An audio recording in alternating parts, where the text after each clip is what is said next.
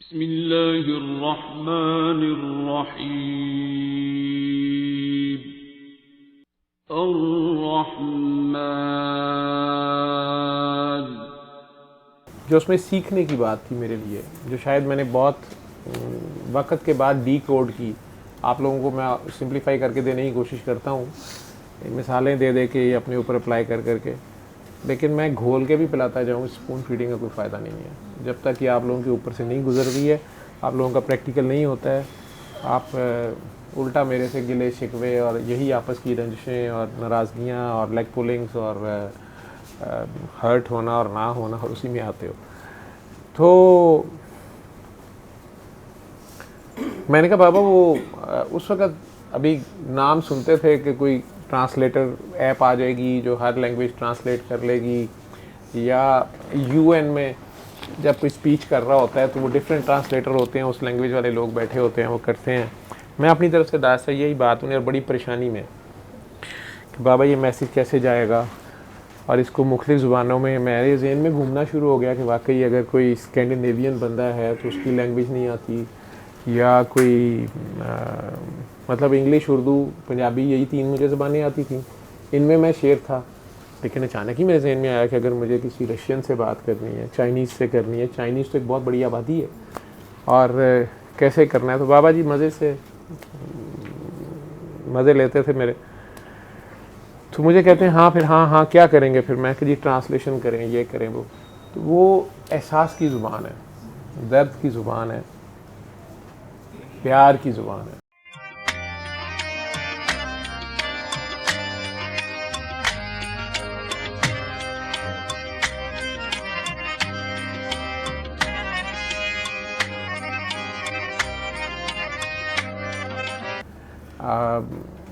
कल ही मुझे किसी का फ़ोन आया हुआ था जो इसी तरह किसी रूहानी शिफा खाने में, जहाँ के वज़ाइफ बहुत मशहूर हैं मीडिया पे भी, वैसे भी लाहौर में ही कोई हकीम साहब हैं, उनका सिलसिला चलता है, तो इंटरनेशनल लेवल पे वो वज़ाइफ और सारा कुछ चलता है। तो वो साहब मुझे फ़ोन करके कह रहे थे कि मैंने उनका ये सोशल मीडिया का विंग मैंने ही स्टार्ट किया था, ये कंप्यूटर का, और मैंने लंगर खाने में बहुत देर ड्यूटी की है, मेन मैनेजमेंट की है, सारा कुछ, लेकिन अब मैं वहाँ नहीं जाता। और मैं काकी जी आपकी जो कोई भी हैं, मैं उनसे राब्ते में रहा, उन्होंने मेरे पे बहुत मेहनत की है, बहुत तारीफ़ कर रहे थे कि मुझे डिप्रेशन से निकाला है, सारा कुछ, लेकिन उन्होंने भी मुझे कहा कि मैं वापस अपने मुर्शद के पास से हूँ। तो मैंने एक रिक्वेस्ट की है कि मुझे डॉक्टर साहब का नंबर दे दें, तो आज उन्होंने दे दिया है, मैंने आपसे बात करनी है। तो वो ख़ुद कह रहे थे कि मैंने बहुत सर्व किया, या वो मेन उनके साथ वो रहे। अभी भी उनका ये भी कहना था कि वो ख़ुद मेरे पास, मेरे घर भी 2-3 बार आए हैं मेरे मुर्शिद, या कहने के यार तुम आओ, या क्यों नहीं आ रहे, या कुछ।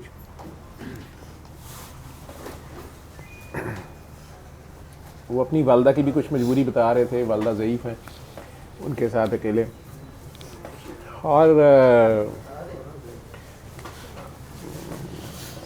उसके बावजूद मेन बात उनकी ये थी कि जी मेरा, वो कहते तो हैं मैं आता तो हूँ जी। मैंने तो उन्हें बताने की कोशिश की है, समझाने की। मैंने कहा बेटा आपने वहाँ जब वज़ाइफ किए थे शुरू में, जब आप शुरू हुए थे, तो आपके ज़रूर कुछ काम हुए होंगे, काफ़ी काम हुए होंगे या हुए होंगे। उन्होंने कहा जी ऐसे ऐसे काम हुए जो इम्पॉसिबल थे। तो मैंने कहा फिर आप मुझे बताएं कि फिर आप, उन्होंने कहा जी असल में काम तो बहुत हुए, लेकिन मेरे कुछ फाइनेंशियल इश्यूज़ थे। मैं चूँकि 24 घंटे उनके साथ ही रहता था, तो मेरी जॉब, मेरी हर चीज़ वो भी ख़राब हुई, फैमिली लाइफ भी ख़राब हुई, डाइवोर्स हो गई। वैसे वो चल ही नहीं सकी, खैर वो तो मेरा पहले ही मसला था, मैं उसी के लिए उनके पास गया था।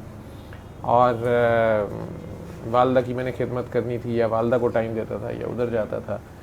दूसरा ये कि डॉक्टर साहब वहाँ आपस में बहुत ज़्यादा टसलबाजी और लेग पुलिंग, वो तो मुझे बहुत रिस्पेक्ट और प्यार करते थे। मैंने कहा आपका फोकस उन पर क्यों नहीं रहा कि नहीं, बस वो मैं फिर पीछे हट गया। नए नए लोग आ गए, कंप्यूटर में भी कुछ लोग, बड़ी नई अच्छी टेक्निक्स थी, कुछ के पास कैमरे अच्छे थे, कुछ को रिकॉर्डिंग के मास्टर्स थे, उन्होंने नई जहतें की, कुछ मेरे से गलतियाँ हुई। फिर मैं भी पुट अप हो गया, फिर मैं छोड़ दिया, फिर मैं अब इधर आ गया, मेरा दिल नहीं करता, मैं डिप्रेस हूँ। कहने का मकसद ये है बेटा कि इस सारे में आप लोग इधर भी यही कुछ होता है, मेरी मजबूरी की वजह से होता है, क्योंकि तो मैं वंस ए वीक टाइम दे पाता हूँ या करता हूँ। जो मेन मकसद था मेरा, अगर मैं उसको देखूं तो शायद मेरे से अब डिमांड भी यही है कि बस ऑनलाइन मैं घर से ही हो जाया करूं, और इसमें मुझे मजमा लगाने की ज़रूरत नहीं है, ताकि लोग खुद करें बजाय मेरे तक दौड़ दौड़ के आने के या पास आने के करने के। या जो मेरे इर्द गिर्द ज़्यादा इकट्ठे हो गए हैं और वो ये समझते हैं कि बस सर के साथ हम हैं एंड दिस इज़ इनफ, या मैं फ़लाँ ड्यूटी कर रहा हूँ तो ये काफ़ी है, मैं फ़लाँ कर रहा हूँ तो ये काफ़ी है।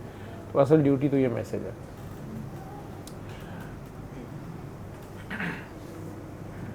बाबा जी बेगर्जी से ये मैसेज दे गए।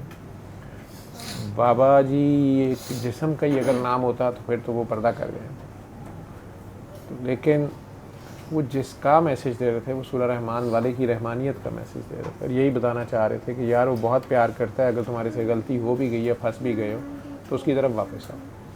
लेकिन साथ जो उसमें खूबसूरती थी कि बाबा जी कभी किसी को रहबानियत या मोजज़ात या करामतों के चक्कर में नहीं डालते थे। उनका ये था कि यही काम तुम करोगे तो यही तुम्हें रिज़ल्ट्स मिलेंगे, तुम्हें पता चल जाएगा ये मैं भी कोई ख़ास नहीं हूँ, तुम बता रहे हो तो ये रिज़ल्ट्स आ रहे हैं, तुम्हारा भी अल्लाह उतना ही है और उतनी ही सुनता है। लेकिन उसके साथ जो दुनियादारी के काम है, तुम्हारे घरों के, तुम्हारे मियाँ बीवी के ताल्लुकात, तुम्हारे ससुराल या घर वालों के साथ ताल्लुकात, तुम्हारे ऑफिस की रिक्वायरमेंट्स, तुम्हारी ज़िंदगी की जो मजबूरियाँ हैं, ज़रूरतें हैं, जैसे इनमें से बहुत से हैं जिन्होंने मेरे ऊपर पता नहीं कितना टाइम लगा दिया, कितना पैसा लगा दिया, अब अगर ये सारा कुछ छोड़ छाड़ के मेरे पीछे चलते हैं, इनके कारोबार ख़राब होते हैं, घर बार ख़राब होते हैं, बच्चे बड़े हो गए हैं तो उनकी रिस्पॉन्सिबिलिटीज़ हैं, तो डॉक्टर साहब ने तो अब छूछा नहीं करना, ना उनसे होना है, तो डॉक्टर साहब पैड़े लगेंगे, ठीक है। या अगर ये एटीएम मशीन ऐसे ही चलती रहेगी कि बस सर को बैठे थे फिर एक काम हो गया, सर ने कहा तो वो काम हो गया, सर से करवाया तो ये काम हो गया, तो इस काम में वो बहुत डर है। जब आप ये काम करवाते जाते हैं,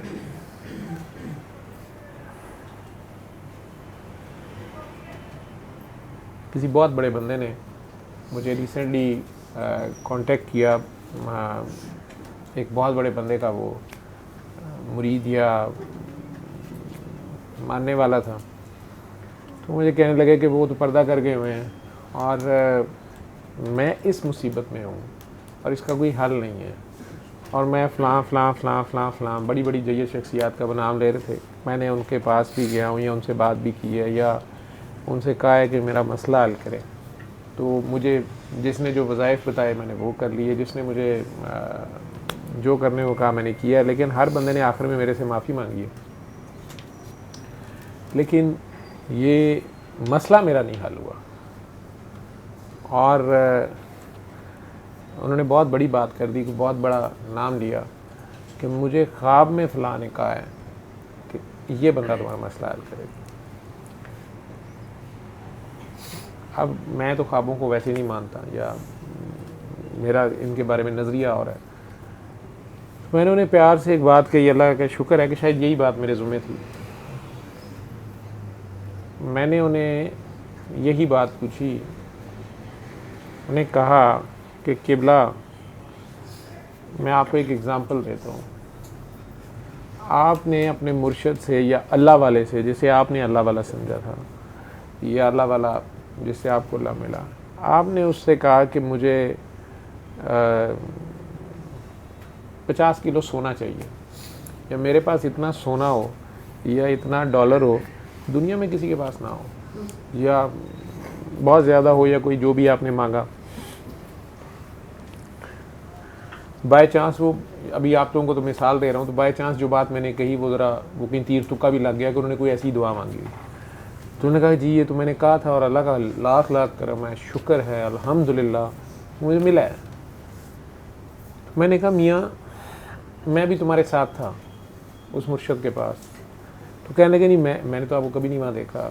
मैंने कहा नहीं, मेरे कहने का मकसद है कि मैं मिसाल दे रहा हूँ, मैं भी वहाँ था, मैं भी एक मुरीद था और आप भी एक मुरीद थे, या ऐसे समझ लें।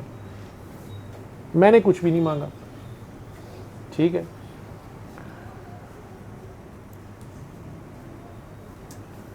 मुझे अल्लाह मिल गया वहाँ से, मेरे लिए वो काफ़ी था।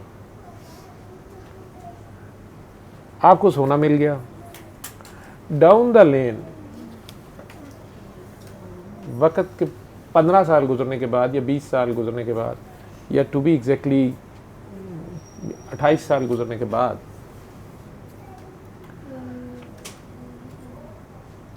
आपको डाकू पड़ गए और बाय चांस मैं भी वहीं था और डाकू ने मुझे कुछ भी नहीं कहा। तो जिस वक़्त आपने दौलत मांगी थी तो दौलत के साथ जो आजमाइश आनी थी वो साथ आनी थी, ये उसके साथ लाजमी जुज़ है।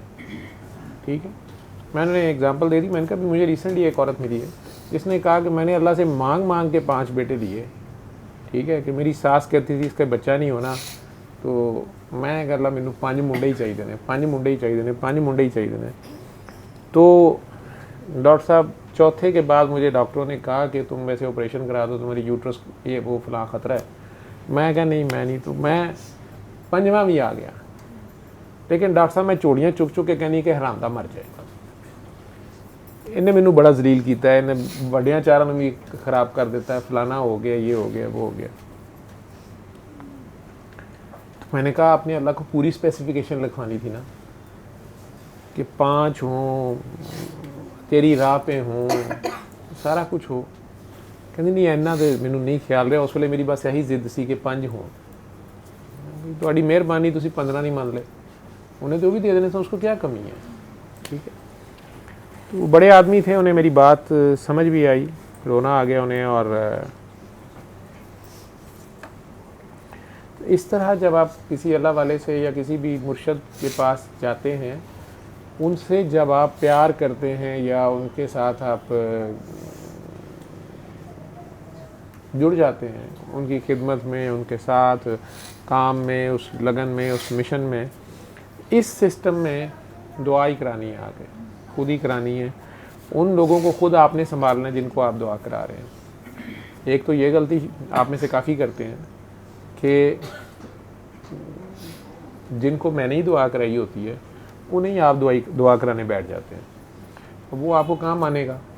ठीक है, अगर आप उसे उसकी गलती मेंशन करते हैं तब भी वो रिएक्शनरी हो जाता है। अगर मैं आपकी बात को एंडोर्स कर देता हूँ तो वो मेरे भी खिलाफ हो जाता है। ठीक है, क्योंकि वो प्यार ऐसा होता है। ठीक है, तो वो आप लोगों ने अपने लोगों को दुआ करानी, जिसको आप दुआ करा सकें और जिसको आप अपनी रेट कर सकें, तन बीती, अपनी हड बीती, अपनी बात कर सकें, तो वो अल्लाह आपको मिलवाता जाएगा ऐसे लोगों से। वो हो सकता है 10 सालों में एक ही बंदा मिले आपको, लेकिन वो अपनी जगह पे डट जाए, खड़ा हो जाए आपके साथ और वो आगे बताना शुरू कर दे। मैं जब नया बाबा के साथ शुरू हुआ तो एक बार मैंने बड़ी परेशानी से, दादा साहब हम दोनों खड़े थे, तो मैंने कहा बाबा इधर ही दरबार पे इतनी खलकत है और मैं और आप यहाँ लाउड स्पीकर लगा के भी ये मैसेज दें तो मुझे नहीं लगता कि इनमें से कोई मैसेज लेगा। हालांकि ये तो प्रो बाबा, प्रो दरबार लोग हैं। तो दुनिया में तो इतनी बड़ी आबादी है, लोग समझते हैं। क्योंकि उस दिन उन्हें कोई मुबारकबाद दे रहा था कि बाबा जी आपकी वेबसाइट पता नहीं 21,000 के 20,000 लोगों ने देख ली है, तो बाबा जी बड़े खुश भी हुए। लेकिन मैंने जब उसको उस तनाज़र में देखा, उस वक्त दुनिया की आबादी शायद 6 अरब मैंने सुनी हुई थी, तो उसमें 21 लाख मुझे कुछ नहीं लगा। तो मैंने बाबा जी को कहने की कोशिश ये की कि मैंने कहा बाबा जी इस तनाज़र से जब मैंने देखा, पहले मैं बड़ा खुश हुआ कि बाबा जी का मैसेज इतने लोगों तक चला गया। लेकिन उस वक्त ही मैंने जो उस ज़माने में जितना का नेट मुझे आता था, मैंने कोई वेबसाइट्स खोली तो उसमें बड़ा मशहूर कोई इंग्लिश सिंगर था, उसकी वेबसाइट को पता नहीं कितने लोगों ने देखा हुआ था। एक प्लेयर था फुटबॉल का, रोनाल्डिनो, वो मिलियंस में बिलियंस में फ़ैन थे उसके। इंडियन एक्ट्रेसेस कुछ थे या एक्ट्रेस थे। तो अब वो सारी कॉन्फ्लिक्ट मेरी भी एज ए किड चल रही थी, जो मैं तो बाबा जी के पास बच्चा ही था। लेकिन दादा साहब खड़े, मैंने कहा कि बाबा ये मैसेज कैसे जाएगा सब तक और ये कैसे होगा।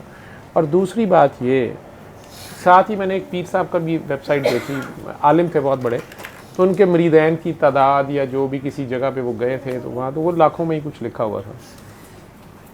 तो मैं बाबा से ये बात की तो उन्होंने बड़े कॉन्फिडेंटली, या जिस तरह उनका स्टाइल था, उन्होंने हंस के कहा कि काका बाबा तेरा मेरा काम है बताना, मनाना नहीं है, और ये उसकी मर्ज़ी से है, वो हमें तौफीक दे रहा है बताने में, तो यही बहुत बड़ी बात है। बाकी आगे किसकी कितनी तौफीक है और किस तक उसने जाने देना है ये भी उसकी मर्ज़ी है। लेकिन खुद ही उन्होंने ये बात कर दी, उन्होंने कहा तेरी मेरी क्या औकात है, हमारा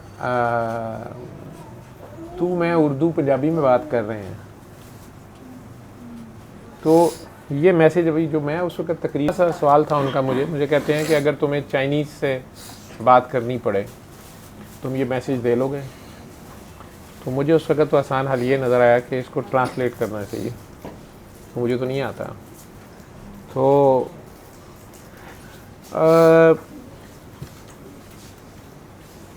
जो उसमें सीखने की बात थी मेरे लिए, जो शायद मैंने बहुत वक्त के बाद डी कोड की, आप लोगों को मैं सिंप्लीफाई करके देने की कोशिश करता हूँ, मिसालें दे दे के अपने ऊपर अप्लाई कर करके, लेकिन मैं घोल के भी पिलाता जाऊँ, स्पून फीडिंग का कोई फ़ायदा नहीं है। जब तक कि आप लोगों के ऊपर से नहीं गुजर रही है, आप लोगों का प्रैक्टिकल नहीं होता है, आप उल्टा मेरे से गिले शिकवे और यही आपस की रंजिशें और नाराज़गियाँ और लेग पुलिंग्स और हर्ट होना और ना होना, और उसी में आते हो। तो मैंने कहा बाबा वो उस वक़्त अभी नाम सुनते थे कि कोई ट्रांसलेटर ऐप आ जाएगी जो हर लैंग्वेज ट्रांसलेट कर लेगी, या यूएन में जब कोई स्पीच कर रहा होता है तो वो डिफरेंट ट्रांसलेटर होते हैं, उस लैंग्वेज वाले लोग बैठे होते हैं, वो करते हैं। मैं अपनी तरफ से दास है यही बात उन्हें, और बड़ी परेशानी में कि बाबा ये मैसेज कैसे जाएगा, और इसको मुख्तलिफ़ ज़ुबानों में मेरे ज़हन में घूमना शुरू हो गया कि वाकई अगर कोई स्कैंडिनेवियन बंदा है तो उसकी लैंग्वेज नहीं आती, या कोई मतलब इंग्लिश उर्दू पंजाबी यही 3 मुझे ज़बानें आती थी, इनमें मैं शेर था। लेकिन अचानक ही मेरे जहन में आया कि अगर मुझे किसी रशियन से बात करनी है, चाइनीज़ से करनी है, चाइनीज़ तो एक बहुत बड़ी आबादी है, और कैसे करना है। तो बाबा जी मज़े से मज़े लेते थे मेरे, तो मुझे कहते हैं हाँ फिर हाँ क्या करेंगे फिर। मैं कि जी ट्रांसलेशन करें, ये करें वो। तो वो एहसास की ज़ुबान है, दर्द की ज़ुबान है, प्यार की ज़ुबान है। आप चलती फिरती दुआ हो, जैसे काकी जी मेरे पास चीखती आई थी, तो मेरे पास कोई बंदा आके बैठ जाए, वो अपनी सर दर्द का जिक्र ना भी करे, उसे सर दर्द हो रही हो तो मुझे शुरू हो जाती है और उसे ठीक हो जाती है। या इनकी वालिदा को शायद उंगली पे ज़ख़म था डेथ से पहले, ये कहीं इनकी नज़र पड़ गई, ये देखती रही, अम्मी तो घर चली गई, इनके वो सेम ज़ख़म आज तक बना हुआ है, वो तो अल्लाह को भी प्यारी हो गई, इनका ज़ख़म ही नहीं ठीक हो रहा। होते हैं ऐसे लोग, चलती फिरती दुआ मैं उन्हें कहता हूँ, वो एब्जॉर्ब करते हैं। कुछ लोग तो इसको नरेट कर सकते हैं, कुछ ऐसे हैं जिन्हें खुद पता नहीं होता, वो इस हद तक तंग होते हैं। आप में से कुछ हैं, आपको पता है, वो बेचारे रोते हैं, मेरे से भी लड़ते रहते हैं या अपना रोते पीटते रहते हैं, और मेरी इस नरेशन को मानने से भी इनकारी हो जाते हैं कि ये भी कोई चक्कर नहीं है। कईयों को ये होता है कि नहीं, ये कोई ऐसी बीमारी है जो किसी को समझ नहीं आ रही, या किसी ऐसे बंदे के हत्थे चढ़ जाते हैं जो कहते हैं ये जिन है, भूत है, जादू है, फलां है। तो वो भी ऑटोमेटिकली एब्जॉर्ब कर रहे होते हैं, दूसरों की पेन उनसे काम लिया जा रहा होता है। सादात में ये बच्चे बहुत ज़्यादा होते हैं, सादात में इसमें इंटेंसिटी भी बहुत ज़्यादा होती है। उस वक़्त मुझे इसकी समझ नहीं थी। तो अगर आपको वही मैसेज गूंगे को देना पड़े और वही मैसेज आपको किसी ऐसे शख्स को देना पड़े, आप किसी एयरपोर्ट पे टकरा गए हैं, तो आप लोगों को अभी तक यही समझ आ रही है कि शायद इस कार्ड की यही नरेशन जो है ना, इसको पूरा करना है। आपको खुद को सूरह रहमान बनाने वाले का तर्जुमान बनना है। असल ये है, आप उसके रिप्रेजेंटेटिव हैं। पत्थर खा के, दांत शहीद करा के, बच्चे ज़िबा करा के, प्यार ही करना, दुआ ही देनी। पर्टिकुलरली जिनका आप भला कर रहे हो, जिस वक्त आप कोई सालन पका रहे होते हैं तो वो जो हंडिया में चीज़ें होती हैं उनको आप पे जितना गुस्सा होता होगा, ये उनसे अगर पूछा जाए तो शायद आपको वो गालियाँ दे रहे होते हैं जो अंदर से शूं शां ठड़क छड़क हो रही होती है। नीचे से आप चूल्हा जला के बैठे होते हैं, ऊपर से कभी आप घी डालते हैं, कभी मिर्चें डालते हैं, कभी दम देते हैं, इसी तरह जो शागिर्द होता है, या यूं कह लो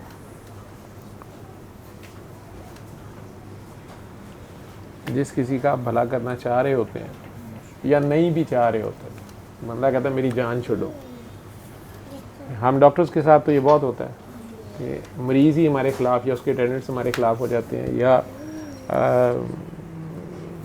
हमारी किसी गलती से भी या हमारी गलत एटीट्यूड से भी रॉन्ग मैसेज भी लेते हैं कि शायद ये पैसे बना रहा है या कमा रहा है या हमें धोखा दे रहा है या ट्रिक कर रहा है। लेकिन ये वो मैसेज है जो आपने बेगर्जी से देना है, बेलौसी से देना है। और अगर आप लोग अभी तक ये भी नहीं सीख सके और आप लोगों की आपस में टसलें और लड़ाइयाँ, गिले और शिकवे वहीं पे हैं, जो आप में से कोई भी पहले दिन जब मेरे पास आया था और उसको अपने ससुराल वालों से थे, अपने रिश्तेदारों से थे, अपने दफ्तर वालों से थे, अपने घर वालों से थे, फिर मेरे साथ लग के वाह शुरू हुई कि सर आपने मुझे बदल दिया है, मैं तो ससुराल वालों से बहुत अच्छी हो गई हूँ, मुझे अब वही खामद अच्छा लगना शुरू हो गया है, अब उन्हें मैं भी अच्छी लग रही हूँ, अब वो ऑफ़िस वाले सारे मैं फेवरेट हो गई हूँ या ऑफ़िस वाले मेरे फेवरेट हो गए हैं।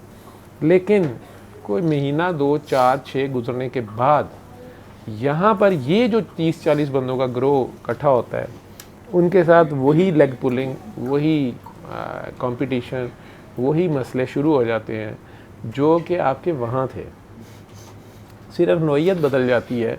अब हमने इस सास के सामने अच्छा बनना होता है तो दूसरी जेठानियाँ दरानियाँ बुरी लग रही होती हैं। मैं कहा आप लाइव ही कर देते, लंगर भी आपने शायद देना था, लंगर रहता है, लंगर मेरे से पहले करा दिया करो, तो अगर मैं ही लेट हो जाऊँ अपने टाइम पे कर दिया करो। एनीवेज जी जी जी जी डॉक्टर साहब बोले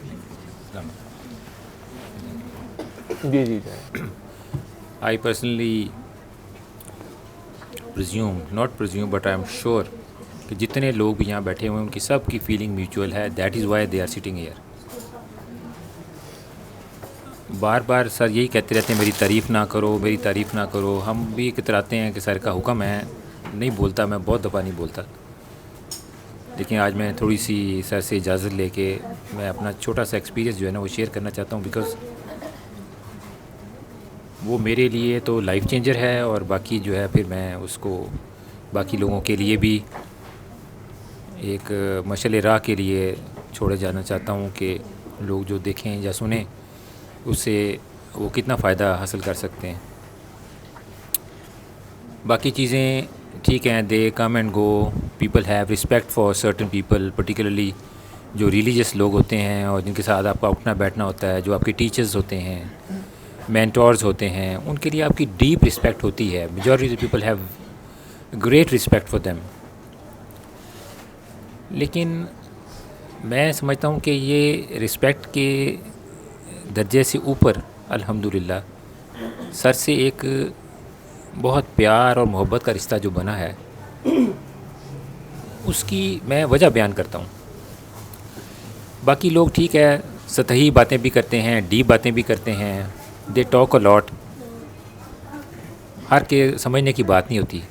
लेकिन the best thing what I have understood जब से सर से मुलाकात हुई है वो ये है कि इनका जो खूबसूरत प्यारा मैसेज है वो यही है कि ये इंसान को अल्लाह से और नबी से मिलवा देते हैं। ये इतनी बड़ी कंट्रीब्यूशन है, ये इतनी बड़ी कंट्रीब्यूशन है, या ये ऐसा काबिल तारीफ़ अमल है जो मैंने पहले कभी ना किसी के पास देखा, ना सुना और ना मेरे मुशाहिदे में आया। ऑल्दो आई वोंट क्लेम कि मैं बहुत वेल रेड इंसान हूँ, लेकिन ज़ाहिर है डॉक्टर्स अल्हम्दुलिल्लाह थोड़ा सा उनके अंदर शुरू से ये पढ़ने पढ़ाने का कीड़ा थोड़ा सा ज़्यादा ही होता है एज़ कम्पेयर टू द। मैं किसी को डाउनग्रेड नहीं कर रहा, मैं वैसे आदतन बता रहा हूँ कि this is how it happens. लेकिन ये जो मैसेज देने का तरीका सर ने जो बाबा जी की मैसेज आगे लेके चल रहे हैं, अल्लाह सुब्हानो तआला डॉक्टर साहब को तंदुरुस्ती वाली, सेहत वाली लंबी उम्र दे और खुशियाँ हर वक्त सर के इर्द गिर्द हों। उन्होंने ये बताया है कि आपकी सही रूशनासी कैसी है जो नबी पाक सल्लल्लाहु अलैहि वसल्लम और अल्लाह के। मैं आपको एग्जांपल देने लगा हूँ आपको। ये मैं थोड़ी तमीज़ इसलिए बांधी कि that has been a changing point और turning point in my life. आज से कोई 10 साल पहले की बात है। मैं अपने कॉलेज में था, तो वहाँ पर एक बहुत बड़े रिलीजियस स्कॉलर्स तशरीफ़ लाए। उन्होंने बड़ी अच्छी स्पीच भी की and we were greatly impressed. तो समबडी आस्क्ड वन क्वेश्चन। उन्होंने जो अपनी स्पीच थी उसका मंबा जो था या मेन पॉइंट था वो था कि आपने लोगों के साथ अच्छा बर्ताव करना है और उनको माफ़ करना है। अब ये बात कर लेना, बात पढ़ लेना, हमें से किसने है ये बात बचपन से नहीं सुनी हुई? कौन है जिसने ये बात नहीं पढ़ी हुई? आई एम श्योर कि एवरीबडी नोज़। और हम सीरत उसवा हुस्ना पढ़ते हैं, उनकी सीरत देखते हैं, लेकिन वो पॉइंट उन्होंने पूछा कि एक शख्स ने पूछा कि सर अगर किसी ने इतना जुल्म किया हुआ मेरे साथ तो मैं कैसे उसको माफ़ कर सकता हूँ? उन्होंने कहा फिर भी आपको माफ़ करना चाहिए कि नबी पाक सल्लल्लाहु अलैहि वसल्लम वो पत्थर खा के भी दुआ देते थे, उनके ऊपर कूड़ा भी फेंकता था तब भी वो दुआ देते थे। अब ना कभी उन्होंने बदला नहीं लिया और वो हर एक को माफ़ करते थे, तो आप भी करें। Believe you me, I was sitting there. मेरे जहन में एक ख्याल आया कि वो तो नबी हैं, उनका क्या दर्जा है और मैं क्या एक छोटा सा इंसान हूँ। मेरे दिल में भी लोगों के लिए ज़ाहिर है जिन्होंने नुकसान ज़िंदगी में पहुँचाया मुश्किल होता है, आसान नहीं है कि आप उनको एक गो में माफ़ी दे दें या माफ़ी के लिए कहें कि हाँ जी कोई आज मैंने माफ़ कर दिया। ऐसे नहीं होता जब तक वो ना तरीका आए जिसकी तरफ मैं निशानदेही करने जा रहा हूँ। तो मैंने दिल में सोचा वो तो नबी हैं सल्लल्लाहु अलैहि वसल्लम, उनका क्या दर्जा और मेरी क्या औकात, मैं तो बहरहाल ऐसे नहीं कर सकता। ठीक है चलो, बस ज़्यादा से ज़्यादा ये है कि मैं उसके साथ कोई लंबा चौड़ा रब्ता नहीं रखूँगा, but in the core of my heart I could not force my self कि मैं उनको माफ़ कर सकूँ किसी भी तरह। ये मेरी बड़ी सच्ची दिल की मैं बात कर रहा हूँ।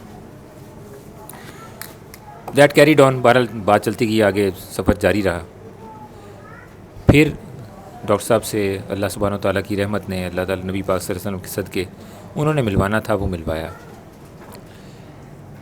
बिलीव यू मी, जब ये इनकी मैंने वो दुआ सुनी है जो ये फरमाते हैं, वो हम सब के पास मेरे ख्याल ऑडियो में है, वो 1 मिनट 3.5 मिनट की दुआ, इतनी खूबसूरत और प्यारी दुआ है।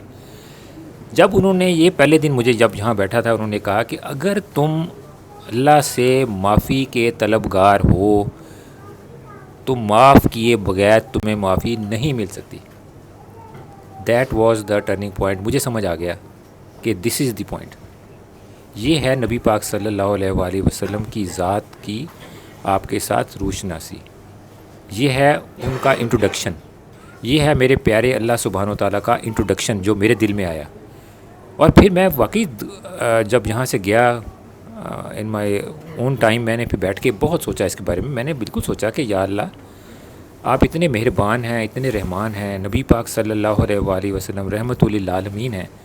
अगर हमने उनके उम्मती होके और अल्लाह ताला के मखलूक होके इस तरह का किरदार अदा नहीं किया जो कि करना चाहिए हमें, तो फिर हम किस काम के, फिर हम किस मुंह से उससे दुआ मांगें। नमाज भी पढ़ता था मैं, पहले भी अल्हम्दुलिल्लाह, अल्लाह का एहसान है, 5 वक्त की नमाज, बाकी भी अल्लाह ताला ने रहम सब कुछ किया हुआ था, अल्हम्दुलिल्लाह अल्लाह ताला का एहसान है। लेकिन वो जो दिल में सही तड़प या मोहब्बत जो कोर ऑफ द हार्ट से होती है और जो वाकई आपको ये अंडरस्टैंडिंग देती है कि ये इस तरह होना चाहिए, इससे शॉर्ट ऑफ दैट नथिंग।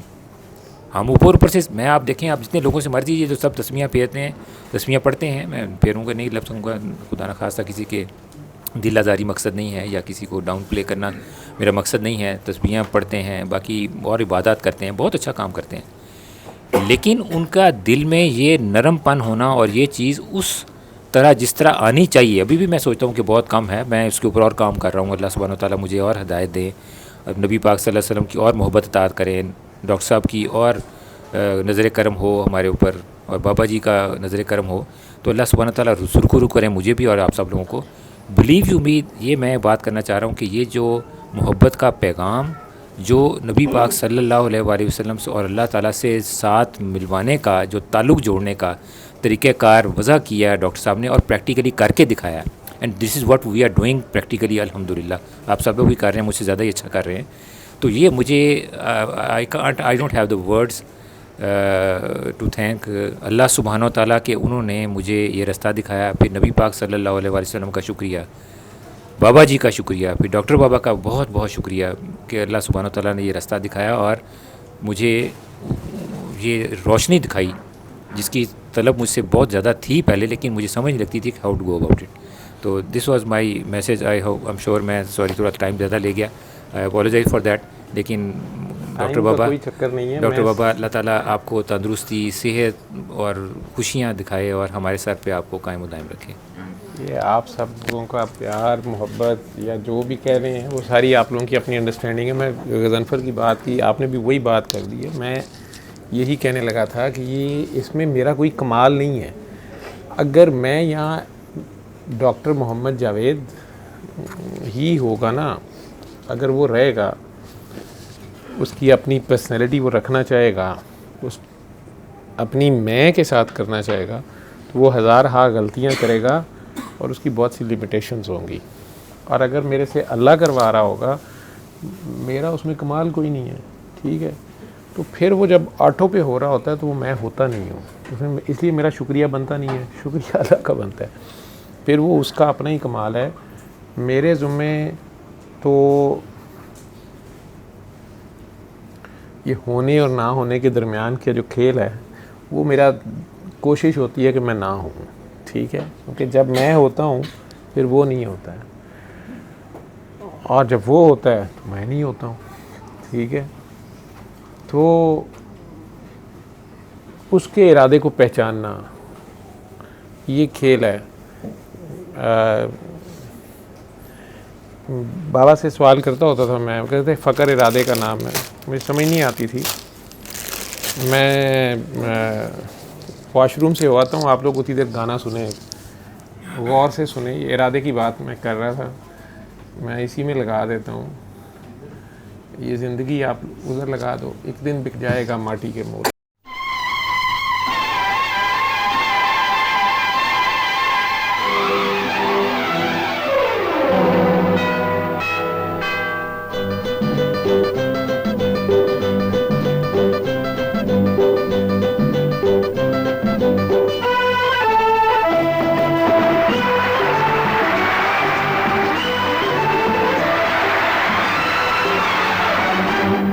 एक दिन बिक जाएगा माटी के मोल, जग में रह जाएंगे प्यारे तेरे बोल। एक दिन बिक जाएगा माटी के मोल, जग में रह जाएंगे प्यारे तेरे बोल। तुझे के होठों को देकर अपने गीत, कोई निशानी छोड़ फिर दुनिया से डोल। एक दिन बिक जाएगा माटी के मोल, जग में रह जाएंगे प्यारे तेरे बोल। ला ला ला ला ला ला ला ला ला ला ला ला।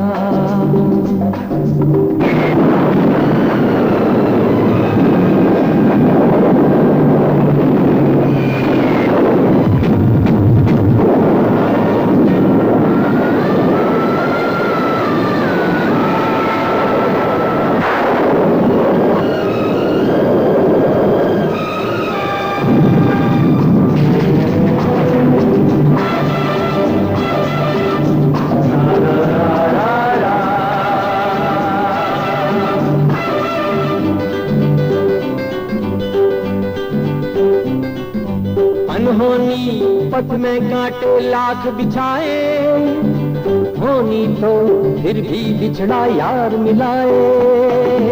अनहोनी पथ में कांटे लाख बिछाए, होनी तो फिर भी बिछड़ा यार मिलाए।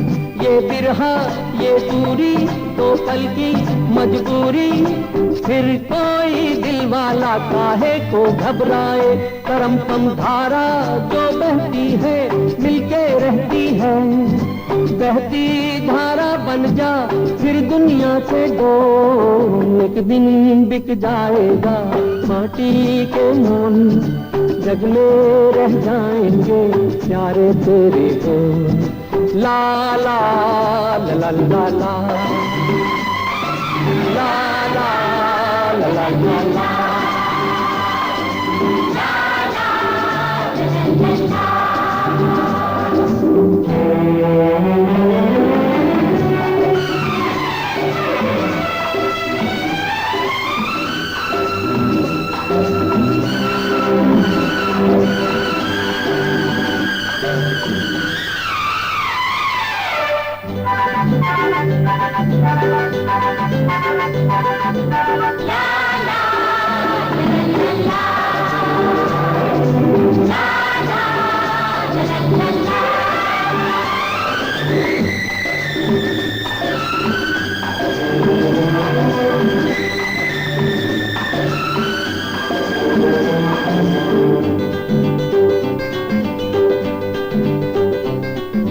पर्दे के पीछे बैठी सांवल गोरी, थाम के तेरे मेरे मन की डोरी। पर्दे के पीछे बैठी सांवल गोरी, थाम के तेरे मेरे मन की डोरी।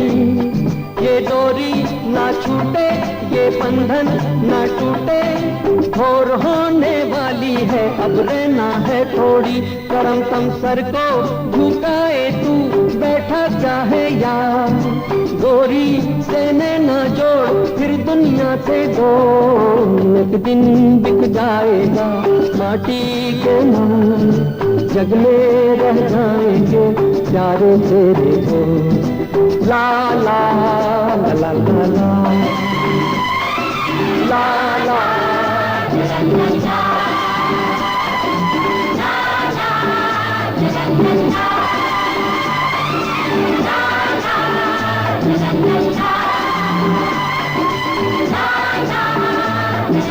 La